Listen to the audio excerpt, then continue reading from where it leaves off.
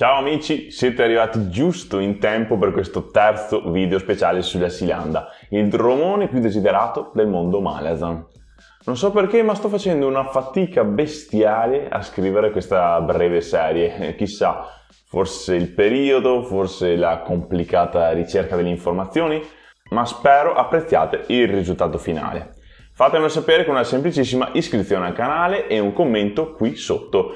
Per voi sono solo pochi secondi per un video in cui ho investito ore dalla scrittura all'editing. Conto su di voi. Molto bene, io sono pronto, voi siete pronti, i cacciatori di ossa sono pronti. Andiamo!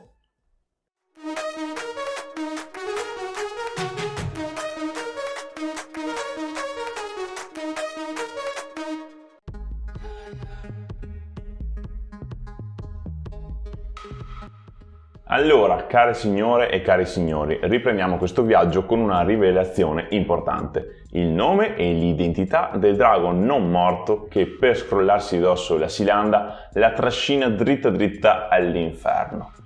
Rullo di tamburi. Olar Ethil. È una divinatrice dei Logros Tlanimas con poteri da Solteiken. Infatti si trasforma nel drago visto nella dimora fantasma. Non morta perché è una Tlanimas, forse stava passando da lì proprio in risposta alla convocazione totale degli Mas da parte di Volpe d'Argento che vediamo in Memorie di Ghiaccio. Torniamo a noi, dopo gli eventi della catena dei Canine, la dimora fantasma, del quale vi invito a ripercorrere i principali eventi nelle playlist dedicate che trovate qui sopra. La Sealanda si è unita alla flotta imperiale da trasporto sotto il comando dell'ammiraglio Nock. Come ricorderete, l'aggiunto guida i cacciatori di ossa da Aren a Raraku e da Raraku a Yegatan, con l'obiettivo di riprendere il mare dopo aver estirpato ogni residuo di ribellione. Una volta che la flotta ha recuperato i cacciatori, il dromone viene restituito al sergente Gessler e al caporale Stormy, gli unici volontari che sanno come manovrarlo, ma soprattutto che vogliono farlo. Purtroppo Truth ci ha lasciati nel caos della battaglia all'interno della cittadina di Yegatan.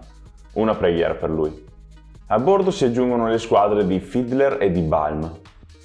L'aggiunto ha portato a termine la propria missione a 7 città, o quasi, visto che Leoman non è stato ucciso, ma comunque ora deve tornare a Unta con l'esercito al completo.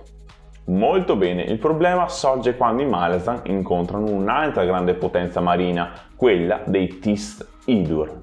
Ok gente, facciamo un passo indietro. La terza flotta imperiale Tist Idur è stata mandata da Rulad in giro per il mondo per cercare campioni degni di questo nome, guerrieri che possono sfidare l'imperatore dalle 1000 morti. Prima si era divisa sotto il comando di Harradi Kalag da una parte e di Tomad Sengar dall'altra, che hanno imbarcato rispettivamente Karsa Orlong e Icarium, per poi riunirsi nuovamente con l'obiettivo di far cadere in trappola la minaccia marina Malazan.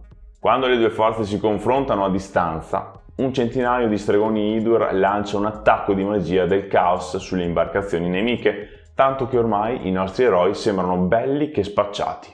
L'asso nella manica di Tavor però è il sommo mago Ben lo Svelto, che risponde con un'illusione di portata atomica, aiutato ovviamente da Bottle e tramite quest'ultimo dall'Eresal.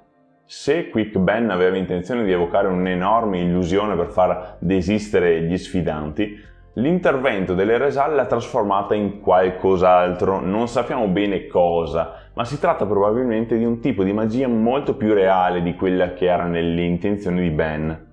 In questa occasione il povero Tomad Sengar viene informato che tra le varie imbarcazioni dei Malazan è stata avvistata la Sealanda, proprio quella nave che lui stesso ha affidato a Binadas così che riuscisse a salvare Trull. Tomad ha perso 2 dei suoi figli in un colpo solo. Per lui sono morti entrambi perché Binadas aveva la Sealanda e ora non l'ha più, e a quest'ora il muro del nascente è già sicuramente crollato ed è stato sommerso dal mare, perciò Trull non può essere ancora in vita se è rimasto incatenato. Ovviamente non può sapere che è giunto qualcun altro a salvarlo. Inoltre l'altro figlio Fir è ormai disperso. Al vecchio Idur non rimane che un ultimo figlio, il più migliore di tutti, Rulad. Povera bestia, possiamo eleggere Tommaso come il più sfigato dei papà del mondo Malazan. Beh, se vi viene in mente qualcun altro per questo titolo, scrivetelo pure, Il cordone di navi Idur lascia passare i Malazan che per evitare ogni contatto con la peste che sta investendo 7 città decide di circumnavigare il continente. A questo punto avviene l'incontro colmo di pathos con gli elmi grigi del popolo dei Perish e i loro maestosi troni da guerra, che si mettono al servizio dell'aggiunto Tavor. Grazie alla magia dei nuovi arrivati, l'intera flotta passa attraverso il canale di Tog e Fanderai, risparmiando mesi di navigazione e arrivando in 448 a Kontali.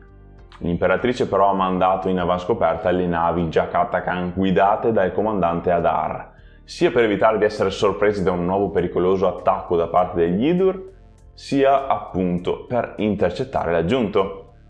I nuovi ordini di Lasin impongono a Tavor di raggiungerla non più a Unta, ma a città di Malaz, portandosi dietro la flotta al completo.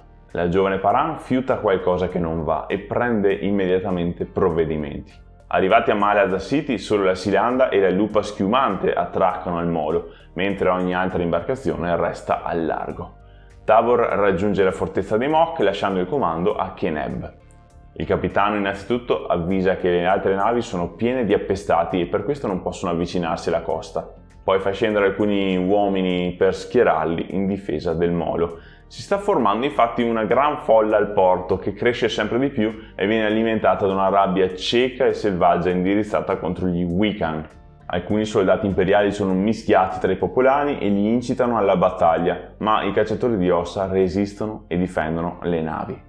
Dopo molte difficoltà, l'aggiunto riesce a tornare a bordo dell'ammiraglia. La flotta esce dalla baia di Malaz, ma prima di prendere il largo imbarcano i ritardatari Bottle, Wital, Sandalat, Grub, Lostara e gli Andi di Drift Avali. Piccola chicca, durante gli scontri in città, Gessler è stato così sconsiderato da scendere dalla Silanda con l'unico strumento che le permette di muoversi, il fischietto d'osso. Genio!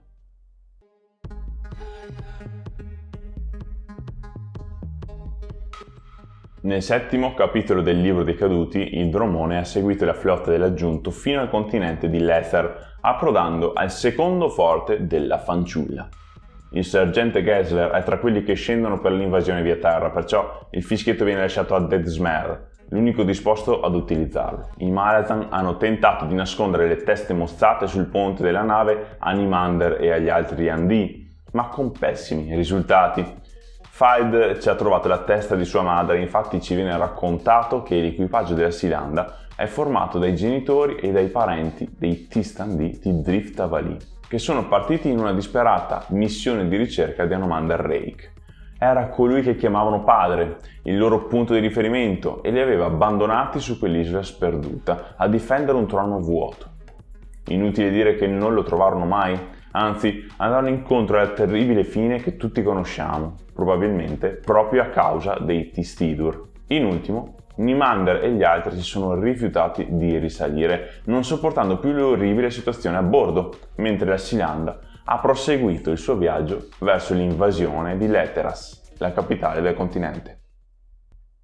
Signore e signori, queste dovrebbero essere tutte le informazioni importanti a riguardo. Che ve ne pare? Piaciuti questi episodi? Ditemelo qui sotto nei commenti. Se volete vedere qualche altro video speciale e se avete idee a riguardo, fatemelo sapere.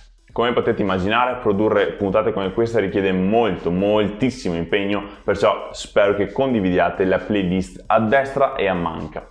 Se vi sentite in debito nei miei confronti dopo 1 anno e mezzo di contenuti completamente gratuiti, nel link tree in descrizione trovate sia la mia lista di desideri, sia la pagina Ko-fi se volete regalarmi un caffè. Fateci un giro e curiosate tra le mie cose, compreso il profilo di Goodreads. Conto su di voi. Noi ci vediamo qui giovedì con l'ultimo appuntamento prima della chiusura estiva. Di cosa parleremo? Del romanzo di fantascienza di Steven Erikson, Rejoice. Ci vediamo lì. Ciao gente!